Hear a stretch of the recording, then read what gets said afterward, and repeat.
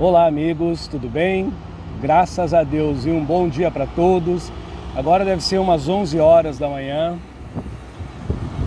Nessa manhã com sol e ao mesmo tempo com nuvens aqui em Salvador. Estou numa praça, malhando um pouquinho, respirando um ar puro. Mas vamos ao que importa. Hoje eu estava pensando, né? Ontem eu fiz uma live, na verdade nem foi uma live, foi um comentário de uma conversa que eu tive com um amigo. E ele é uma pessoa bem instruída em si, nas coisas espirituais, um ser humano até onde eu sei indigno, né? Bem formado, sensato, mas ele anda sofrendo muito com alguns detalhes da vida dele e também com algumas ocorrências mediante aos nossos irmãos homens sapiens. E ele em si, de uma forma muito vamos dizer assim, direta, né? Perguntou para mim como lidar com o sofrimento, como lidar com essa sinergia, com essa energia em si, que fere, machuca, fere muito a nossa intimidade. E como minha conversa com ele ontem foi longa, e eu só pude fazer 17 minutos ontem de áudio, que eu falei para ele que ele ia fazer, obviamente eu não disse o nome dele. Eu comentei um aspecto sobre sofrer e doer, né? Está aqui no meu Face, eu também acho que eu vou postar isso no meu YouTube. De vez em quando eu vou fazer, espero que hoje não esteja picotando, né, o som como picotou ontem em si. E hoje eu vou trazer um outro aspecto que eu falei para ele, né? Ele tem uma visão de Deus espiritista ou espiritualista, que seja, em si. Mas aí eu perguntei a ele, né, o que ele acha que Deus deve em sua vida? Que muitas das vezes nós temos momentos de dor que vem de fora, mas todo o tempo de sofrimento é o que a gente já nutre si por dentro, só que não percebe, não concebe. E quando acontece de nós perceber, nós não acebemos, nós não depuramos, nós não entendemos, e assim nós não nos auto-admodestamos e purificamos. Mas Edson, o que tem a ver Deus com sofrimento? Se for uma pessoa religiosa em si, eu não posso falar pelo ateu, né? Porque daí a visão dele espiritual e religiosa é diferente. Mas se for uma pessoa espirituosa ou que tenha uma visão espiritual geral, pode ser católico, evangélico, né? Porque ter uma visão espiritual não é propriamente ser espírita, é credibilizar a influência de energias mais sublimes e sagradas sobre a nossa vida externa e sobre a nossa existência, que deveria ser lúcida, interior. Aí eu perguntei isso para ele e ele trouxe lá uma enxurrada de colocações filosóficas, teogônicas, né, tecnológicas. Eu brinco assim com ele, sem citar o nome, obviamente, mas já conheci ele há 18 anos, a gente é mais do que amigo, a gente é irmão. E se ele estiver vendo depois esse áudio, ele vai rir também, que é tranquilo. A gente é muito tranquilo, a gente se trata muito bem, se quer bem. Resumidamente, depois que ele falou bastante, fez toda a novena dele, fez até um pouquinho do Evangelho segundo o Espiritismo. Eu falo isso com muito amor, viu, meu irmão, se você estiver escutando. Aí eu pensei, respirei e falei, cara, eu não estou à altura de falar para você o que é Deus. Eu não sei nem o que é na minha vida, propriamente. Eu imagino e tento tornar essa minha imaginação não poética, mas um encanto, um acalento, né, que me lança ao relento como pipa sopa ao vento. Aí ele riu e falou, você já está poetizando. Eu falei, não estou poetizando, Deus para mim é isso. Eu sou uma pipa solta ao relento no espaço, meu irmão. Eu sei que eu vou, para onde não sei. Eu sei que eu vim, de onde também não sei. Aí ele, como é um cara que estuda muito, ele entendeu que não importa em essência da onde eu vim, importa em coerência lúcida o que eu faço agora. Então você pode ter o desígnio de Deus como alguém que lhe empurra, como se você estivesse dentro de um barquinho e ele com uma mão gigante lhe empurrando para você ir para algum lugar, né? Ou lhe propulsando a você sair de um mesmo lugar, ou você pode ter Deus como o vento, solto, como a pipa jogada ao relento, e você ser não só a pipa, mas o direcionador da sua maleabilidade, da sua agilidade, formado, quem tem pipa sabe, pode ser triangular, redonda, quadrada, losango, pode ser até em forma de estrela. Uma pipa, pandorga, né, que se diz no sul, que para quem é gaúcho. Então Deus é isso. Deus não é uma ocorrência fatídica, não é uma ocorrência fatal, mas também Deus não é uma conveniência e nem muito menos uma ocorrência, vamos dizer, conveniente, né? Como a gente falou, uma conveniência em si. Deus é uma transparência, Deus é a nossa escolha, que além do bem e do mal, é a que nos torna melhor a não se subjugar a um bem repetitivo e ao não se punir pelo um bem alimentado em si e improdutivo, porque não consegue transferir para fora, ou ao mal muito bem alimentado por dentro e produzido para fora. Deus não é castigo. Deus é isso que está passando em mim agora. É o ar com uma certa velocidade que gravita, que eu chamo de vento. Eu não vejo, mas eu estou sentindo ele. Para onde ele vai me levar? Não sei. Agora eu sei que quando eu me levantar eu vou ir para onde eu tenho que ir, porque eu quero ir naquela direção. Então Deus, ele é imerso nas minhas escolhas e eu sou imerso na escolha que Deus fez por mim. Agora Deus não decide na minha vida, porque se Deus decidisse na minha vida e definisse o bem, somente o bem do melhor eu faria, sem repetir o bem que eu faço para o outro, porque sempre melhorado eu estaria, sempre aprimorado eu assim seria. E assim se faria com o mal, que é o contrário do suposto bem, que eu não faria mais o mal, principalmente executando a caridade e o bem para o outro, mas me alimentando, me alucinando, me incomodando com pensamentos, sentimentos e emoções contrárias a este bem, malignas, más dentro de mim. Então o que o Edson está tentando dizer? O Edson está filosofando? Não, Deus não é o acaso, Deus é um fato certo, que o maior presente que Ele nos deu é a vida. Precisa mais do quê?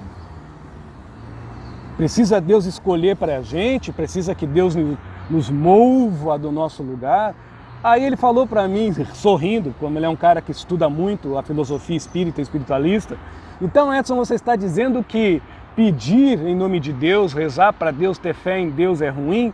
Aí eu falei para ele o que eu vou falar para vocês. Não, quando você entende que Deus permeia, transpassa entre as religiões, mas Deus é a influência da vida, Ele não influencia nada, Ele é a influência. Deus não está, Deus não se fixa, Deus plaira, Deus transpassa o real da realidade e até do irreal, da inatividade, que a gente possa crer e ter fé.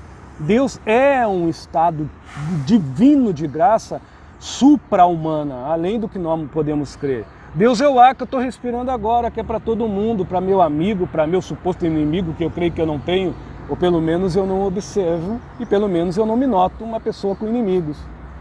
Então, para muitas pessoas que vão ouvir isso que eu estou falando, pode ser antiético, antirreligioso, pode ser um monte de brá filosófico, mas Deus está dentro das nossas escolhas, mas Ele não escolhe, porque Ele já nos escolheu para viver eternamente por Ele e nele, como espírito, como hálito, como acalento, como alento, como léu, como a pica solta ao vento.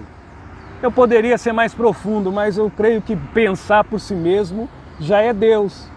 Por isso que eu gosto de falar em metáforas, em coisas assim, não para as pessoas entenderem completamente o que eu quero dizer, mas para elas pensarem o porquê que eu falei incomodou, o porquê que eu disse chateou, ou porquê que aquilo que o Edson talvez dialogou me fez mal, ou quem sabe assim tenha me feito bem.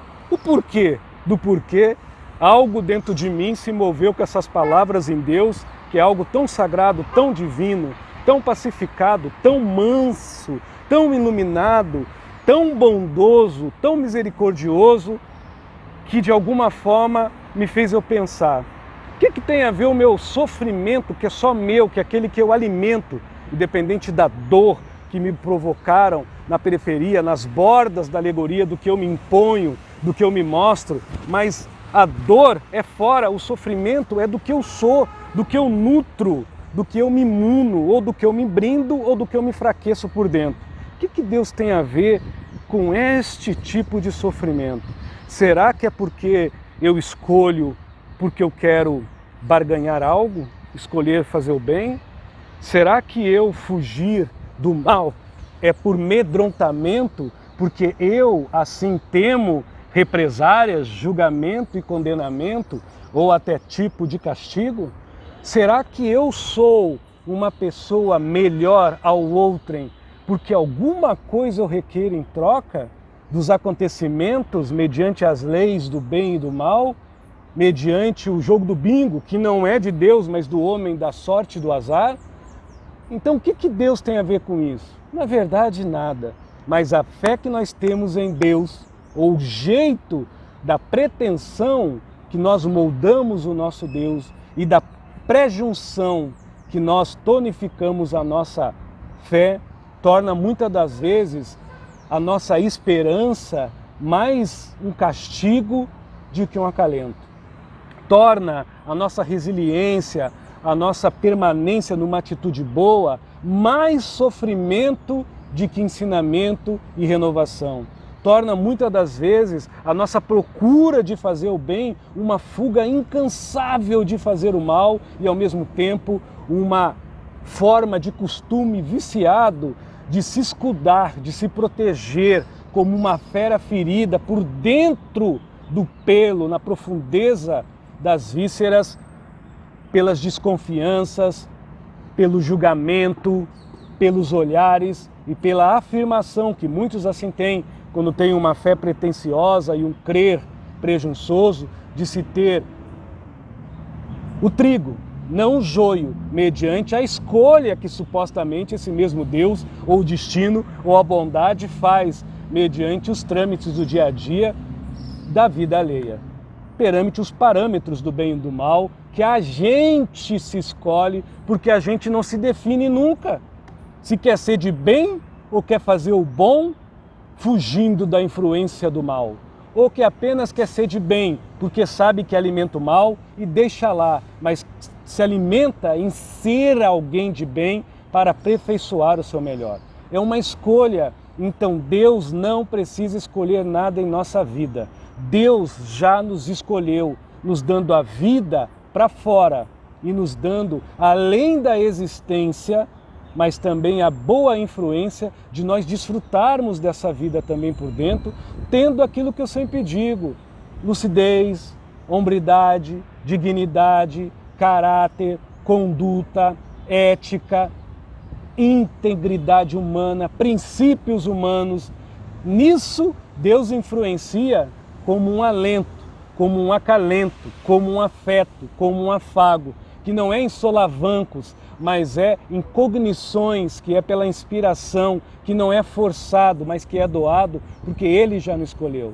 Então nós somos a pipa, mediante este Deus macro-universo gigantesco de ocorrências, que nós sim temos a escolha de ter a transparência, para nós pelo menos, de que somos. Não daquilo que mantemos por fora, por medo, por culpa, por obrigação, por ordens e direitos e afazeres de um suposto bem ou por fuga de talvez algum tipo de mal.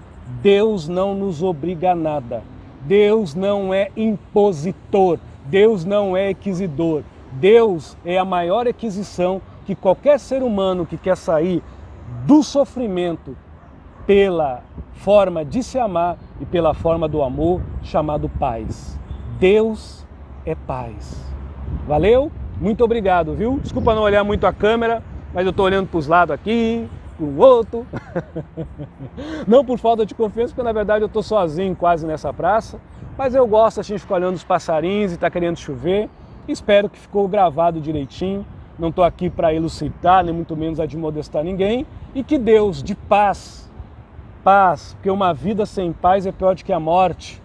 Deus que me perdoe os espíritos encarnados, para quem acredita, já morto, mas no plano espiritual mais vivo, sem paz, é que cria os seus umbrais. Então o que vale para Deus é a paz do ser humano. E um ser humano com paz dentro de si é melhor do que o bem.